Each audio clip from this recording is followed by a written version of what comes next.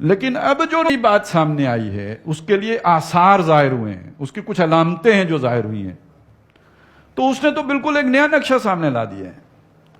اور اس پہ مجھے یاد آتی ہے کہ جب نبی اکرم صلی اللہ علیہ وسلم نے بنو قینقاع پر حملہ کیا ہے، بلکہ وہ جو بنو نذیر تھے ان پر جو حملہ ہوا سورۃ الحشر میں جس کا ذکر آیا ہے، فَآتَاهُمُ اللَّهُ مِنْ حَيْثُ لَمْ يَحْتَسِبُوا، اللہ نے ان پر حملہ کیا جہاں سے انہوں نے سوچا ہی نہیں تھا، یعنی دکھایا کچھ اور اصل پلان کچھ اور ہے۔ اب میں اس کی کچھ نشانیاں آپ کو بتاؤں۔ ابھی پچھلے دنوں آپ نے سنا ہوگا اور اچانک سنا ہوگا، اس سے پہلے نہیں سنا، کہ بابا گرو نانک صاحب کے لیے ہم نے ایک یادگاری سکہ جاری کر دیا ہے۔ یہ ایک واقعہ ہے، بس یاد کر لیجئے۔ ایک واقعہ اور سنا دیتا ہوں، یہ بھی 5-6 مہینے پہلے شور اٹھا تھا، شاہی قلعہ لاہور میں رنجیت سنگھ کا مجسمہ لا کے رکھا گیا۔ ٹھیک ہو گیا، 2 باتیں سامنے آ گئی۔ تیسری بات سنیں، کشمیر کے بارے میں اچانک انڈیا نے ایک نیا فیصلہ کر لیا ہے، اور کہنے کو اپنے ہی پاؤں پہ کلاڑی ماری ہے، کوئی اس کا عقل مندانہ فیصلہ نہیں ہے، وہ کچھ عرصے بعد اسے معلوم ہو جائے۔ وہی اصول وہاں بھی ہے، آپ کسی پر جبر کر کے زیادہ عرصہ اپنے ساتھ نہیں رکھ سکتے۔ جو اس سے پہلے ساتھ رکھا ہوا تھا تو محبت بھی تھی اس میں، اور ظاہر ہے عبداللہ لوگ، شیخ عبداللہ اور اس کی فیملی ساتھ تھی، تو مفادات بھی ہوتے ہیں، لیکن یہ کہ تعلق کے لیے وہ خیر خائی کا جذبہ رکھنا پڑتا ہے۔ اب جب اس نے یہ کام کیا تو تمام کشمیری انڈیا کے مخالف ہو گئے، وہ جو پاکستان کے مخالف بھی تھے اور انڈیا کے حمایتی تھے وہ بھی اب انڈیا کے بھی مخالف ہو گئے۔ تو یہ اچانک انڈیا نے کیا، حالانکہ اسے کرنے وہ اسی کے پاس تھا، کیا فرق پڑ جانا تھا، لیکن نہیں، اس نے کر لیا، اور اس کے نتائج بھی آہستہ آہستہ ظاہر ہونا شروع ہو جائیں گے۔ چوتھی بات یہ ہے کہ ہماری انڈیا کے ساتھ اس عرصے میں ٹینشن جو کشمیر کی وجہ سے کتنی بڑھ گئی ہے، لیکن حیرت انگیز طور پر کرتارپورہ کا جو ہے وہ کھولا جا رہا ہے، وہ بارڈر وہاں پہ جو ہے وہ ایک بنایا جا رہا ہے، پورا بہت بڑی انویسٹمنٹ ہوئی ہے۔ کرتارپورہ آپ سنتے ہیں تو آدمی حیران ہو جاتا ہے، یہ وہی انڈیا ہے جس سے ہماری کشمیر میں دشمنی ہے، تو پنجاب میں آ کے وہ ہمارا سجن ہو گیا ہے، وہ کرتارپورہ۔ اچھا، نہ انڈیا کو اس کے مسئلہ ہے، کوئی پرابلم ہے، اور نہ ہمیں۔ پیاز تو بند کر دیا اس نے بھیجنا، اور ہم نے ایئر سپیس روک لی۔ کرتارپورے کا منصوبہ چل رہا ہے، ساتھ ہی اچانک خالصتان کی تحریک بھی شروع ہو گئی۔ اور ایک چیز آپ اور نوٹ کریں، خواہ انڈین آکوپائیڈ کشمیر ہو یا پاکستان والا حصہ ہو، ان دونوں حصوں میں جو کشمیری قیادت ہے وہ تقریباً جسے ہم کہتے ہیں نیوٹرلائز ہوتی چلی جا رہی ہے، عوام کے اوپر اس کا اب اثر کم سے کم ہوتا چلا گیا، اور دونوں ملکوں کی جو وہاں یعنی آبادی ہے کشمیر دونوں سائیڈوں کی، وہ جس کے پاس ہیں اپنے اپنے ملک کی پالیسیوں سے نالاں ہوتے جا رہے ہیں۔ انڈیا والے تو ہیں ہی، پاکستان کی سائیڈ والے کو بھی جو پیغام ہماری طرف سے بے حسی کا جا رہا ہے، تو ان کے اندر بھی ایک رد عمل پیدا ہو رہا ہے کہ یہ تو ہمارے بھائی مارے جا رہے ہیں اور پاکستان کچھ بھی نہیں کر رہا، فکر ہی نہیں ہے، کسی کو چنتا ہی نہیں ہے، کرتارپورہ کھولا جا رہا ہے، پرواہ ہی نہیں ہے، تو وہ دوری اختیار کر رہے ہیں۔ اب آئیں باہر، آپ دیکھیں بیرون ملک جتنے مظاہرے کشمیری کر رہے ہیں، آپ نے دیکھا سکھ ساتھ ہیں، اور وہ کشمیری اور وہ سکھ دونوں مل کے اکٹھا انڈیا کے خلاف مہم چلا رہے ہیں۔ ہم خوش ہو رہے ہیں کہ انڈیا کے خلاف سکھ بھی اٹھ کھڑے ہوئے ہیں، بلکہ ہو سکتا ہے کہ ہم مدد کرنے کے لیے بھی تیار ہوں کہ چلیں، دشمن کا جو دشمن ہے ہمارا دوست ہے، تو مدد کرنی چاہیے سکھوں کی۔ اب میں آپ کو ذرا تھوڑا سا تصویر کا دوسرا رخ دکھاتا ہوں، وہ بھی میں نہیں دکھا، کوئی تجزیہ نہیں کر رہا، واقعہ سناتا ہوں۔ شورش کاشمیری نے 1974 میں تحریک ختم نبوت کے موضوع پر ایک کتاب لکھی، اور اس میں انہوں نے ایک بات لکھی ہے، انہوں نے چیپٹر باندھا ہے کہ یہ انگریز کا ایک منصوبہ ہے کہ جس منصوبے کے تحت وہ کشمیر کو دونوں حصے، کشمیر گلگت بلتستان کو دونوں پنجابوں کو جوڑ کر ایک ریاست بنانا چاہتا ہے، اور اس ریاست میں سکھ اور قادیانی ان کو حکومت میں شراکت داری ملے گی۔ وہ شراکت داری کا اصول یہ ہوگا کہ اگر صدر سکھ ہوگا تو وزیر اعظم جو ہوگا وہ قادیانی ہوگا، اور اگر وزیر اعظم سکھ ہوگا تو صدر قادیانی ہوگا۔ اچھا، اب آپ نے وہ اس طرح کی افواہیں اور باتیں نہیں سنی کہ قادیانیوں کو بڑا فیسیلیٹیٹ کیا جا رہا ہے، قادیانیوں کا یہ ہو رہا ہے، اور کرتار پورا بھی قادیانیوں کے لیے کھولا جا رہا ہے؟ یہ باتیں ہم سن رہے ہیں، لیکن یہ جو ڈیولپمنٹس ہیں یہ ان باتوں کی تصدیق کر رہی ہیں یا نہیں کر رہی ہیں؟ گویا اصل منصوبہ کیا ہے؟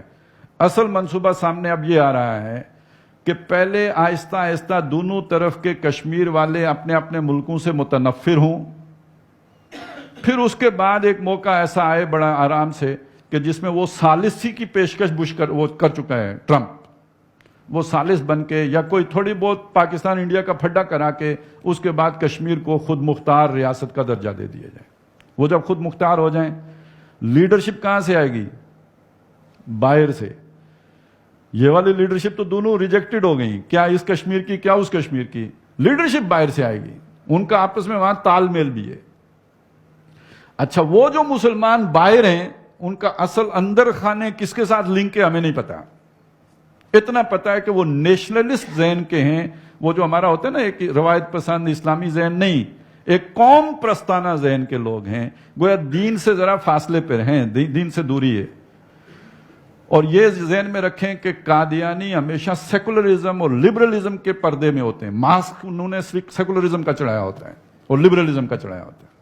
قادیانی بن کے نہیں آئیں گے، سامنے چہرہ ہمیشہ یہ لبرل رکھیں گے، لہذا کشمیر کی وہ لیڈرشپ آئے گی باہر سے، ہوں گے کشمیری، لیکن یہ کہ وہ اندر کیا ہوں گے آپ کو نہیں معلوم، کسی کو نہیں معلوم، وہ آئیں گے اپنا کام کریں گے۔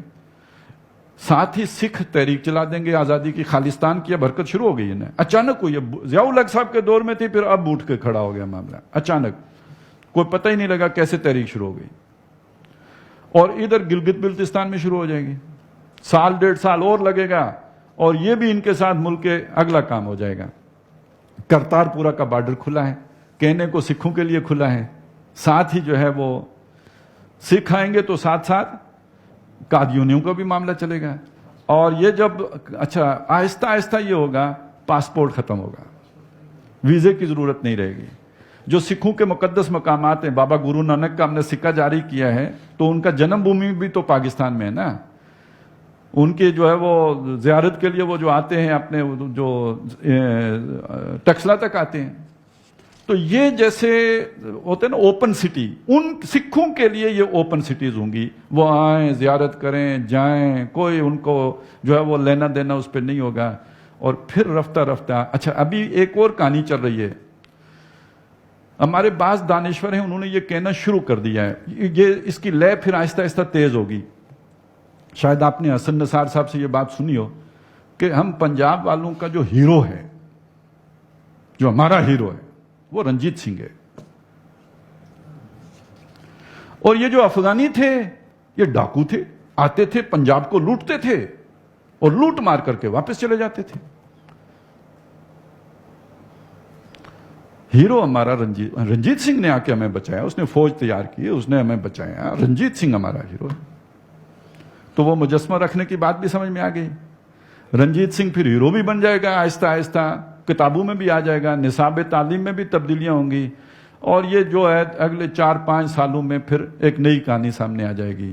ادھر جو ہے آپس کی اس سر پھٹول کے نتیجے میں فوج پہلے ہی بہت ہی کمزور ہو چکی ہوگی، اور یہ سارا اب اگر آپس میں تصادم ہوتا ہے، لڑائی ہوتی ہے، اس لڑائی کے نتیجے میں پتہ نہیں ہمارا ایٹم بم رہتا بھی ہے کہ نہیں رہتا، تو یہ جو سارا پلین ہے اس کے آگے بند کون بنے گا؟ اور یہ جو ریاست ہوگی اس میں ایک طرف سکھ ہوں گے، مسلمان کون سے ہوں گے؟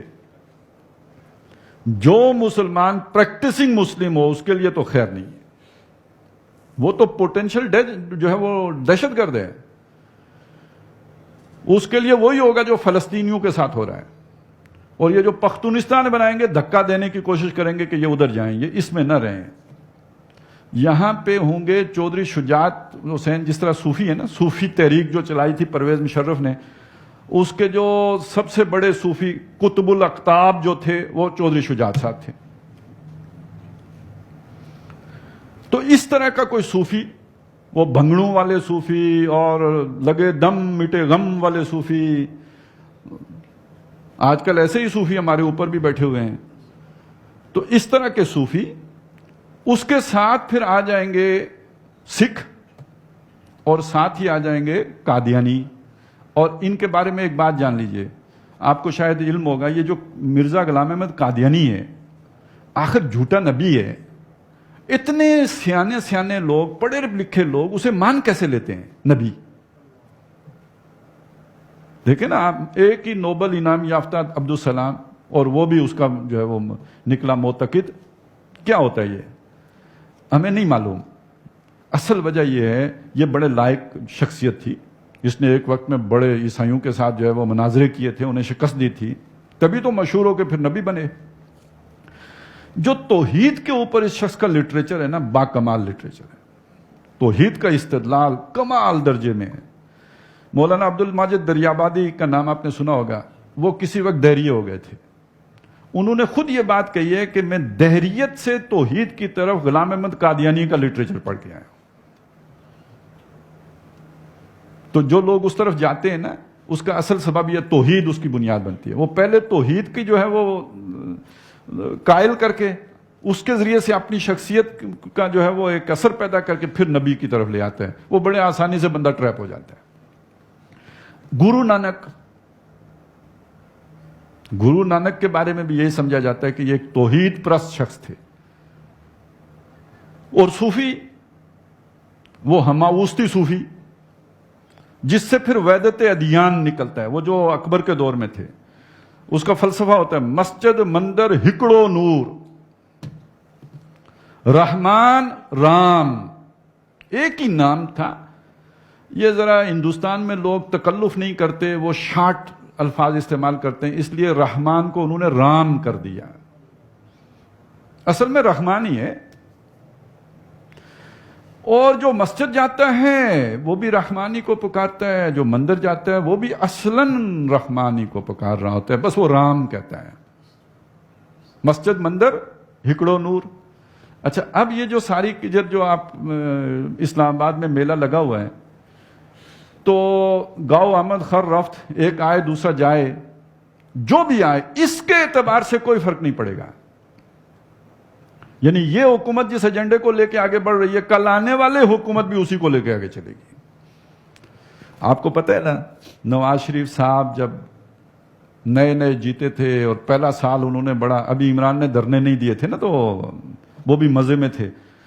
تو جب وہ مزے میں تھے تو مزے کے دنوں میں ان کی زبان سے جو کچھ نکلا تھا یاد ہے, میری بڑی خواہش ہے مجھ پر بھی رنگ پھینکا جائے, دیوالی, یہ واگا, یہ فضول ہم نے نفرت کی لکیریں کھینچ رکھی ہیں. ہے یہ یا نہیں ہے؟ یہ ایجنڈا آج کا نہیں ہے. یہ جب پرویز مشرف صاحب تھے, ان کے وزیر اعلیٰ پرویز الہی صاحب تھے, وہ پینگیں بڑھایا کرتے تھے وزیر اعلیٰ پنجاب جو مشرقی تھا اس کے ساتھ. تو وہ تو بندہ کہہ سکتا ہے نا کہ جی اصل دے وٹکے کوئی سن, اور دو بندہ لطیفے ادھر سے سنے سکھوں کے دو, بس پھر تو اسی پہ جھوم جائے گا نا, تو محبت پیدا ہو جائے گی, وہ والی, وہ جو نسلی محبت ہوتی ہے. تو کہنے کا مطلب یہ ہے کہ توحید ان میں مشترک چیز ہوگی, صوفیوں میں, سکھوں میں اور قادیانیوں میں, جو ان کو جوڑنے والی ہو, ایک قوم بنانے والی ہوگی. آگے اس کی یہ علیحدہ مسجد, اور اس میں پھر وہ ایک جو جسے آج کل ٹالرنس کہا جاتا ہے, دوسرے کو برداشت کرنا, وہ پیدا کرنا مشکل نہیں ہوگا. مسجد مندر ہکڑو نور, اور ایک فلسفہ ہے وحدت ادیان, تمام مذاہب کو اکٹھا کر, وہ جو اکبر نے کیا تھا.